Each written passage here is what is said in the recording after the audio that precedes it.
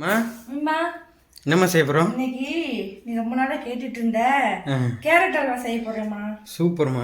உனக்கு ரொம்ப பிடிக்கும்ல, அதனால கேரட் வந்து ஒரு 1/2 கிலோ கேரட் வந்து நான் திருவி வச்சிருக்கிறேன். இதுக்கு வந்து ரொம்பலாம் இல்லை, எதுவுமே இல்லை, கேரட் 1/2 கிலோ கேரட் திருவி வச்சிருக்கிறேன். பாதாம் முந்திரி கிஸ்மிஸ் எல்லாம் வந்து எடுத்து வச்சிருக்கிறேன். சர்க்கரை நம்ம தேவையான அளவுக்கு சர்க்கரை சேர்த்துக்கலாம். அப்புறம் பால் வந்து காய்ச்சின பால் வந்து 1 டம்ளர் சேர்த்துக்கலாம். அந்த கேரட் வேகிறதுக்கு அவ்வளோதான்.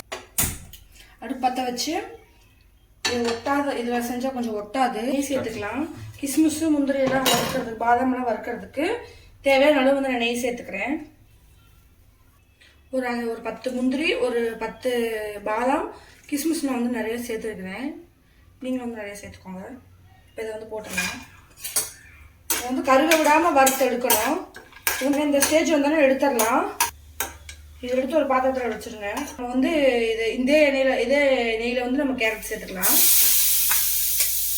இது வந்து நல்லா வெந்து வரணும். கலர் சேஞ்ச் ஆகும் வந்து கேரட்டு.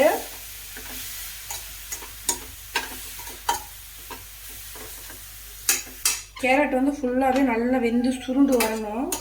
அதுக்கப்புறம் நம்ம வந்து பாலுமே இதுவும் சேர்த்துக்கலாம், சர்க்கரையும் சேர்த்துக்கலாம். நல்லா வேகணும், நல்லா வேகணும், பச்சை வடையெல்லாம் போய் நல்லா வேகணும். அப்படின்னா தான் வந்து நல்லா டேஸ்ட்டாக இருக்கும்.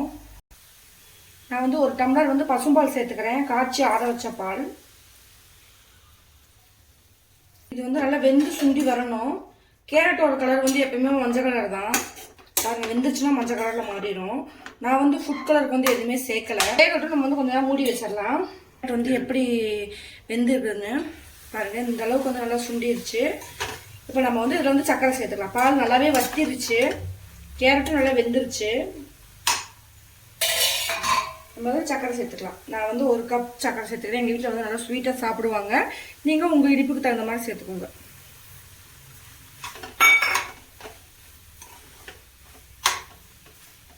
ஃபுட் கலர் இதுக்கு மேலே எங்களுக்கு ஃபுட் கலர் வேணாம். கேரட்டோட வந்து நேச்சுரல் கலரே எங்களுக்கு போதும்.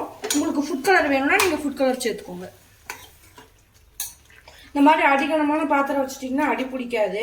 நம்ம இந்த மாதிரி வச்சுட்டா நம்ம ஓயாமல் கிண்டிகிட்டே இருக்கணும்னு அவசியம். அது பேசாமல் விட்டு அது பேசாமல் சுண்டிடும். இதனால சர்க்கரை சேர்த்துக்கிறனால வந்து லைட்டாக அடி பிடிக்கும், பார்த்துக்கோங்க. ஆன் பண்ணல. கிஸ்மிஸு முந்திரி எல்லாம், கிஸ்மிஸு முந்திரி இதெல்லாம் போட்டாச்சு. எங்கள் வீட்டில் வீடியோ ஆன் பண்ண மறந்துட்டாங்க, நான் ஆல்ரெடி போட்டுட்டேன். நீங்களும் இந்த மாதிரி வறுத்து வச்சுக்கிறத சேர்த்துக்கோங்க. உங்கள் வீட்டிலே ஆன் பண்ணாமல் இருந்தாங்கன்னா நல்லா அப்புங்க.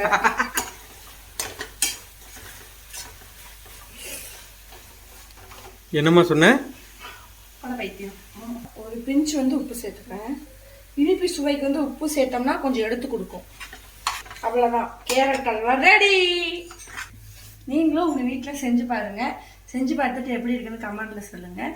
இந்த மாதிரி செஞ்சு கொடுத்து உங்கள் வீட்டுக்காரர்களை நீங்கள் கவர் பண்ணி வச்சுக்கோங்க. ஓகே, பாய்.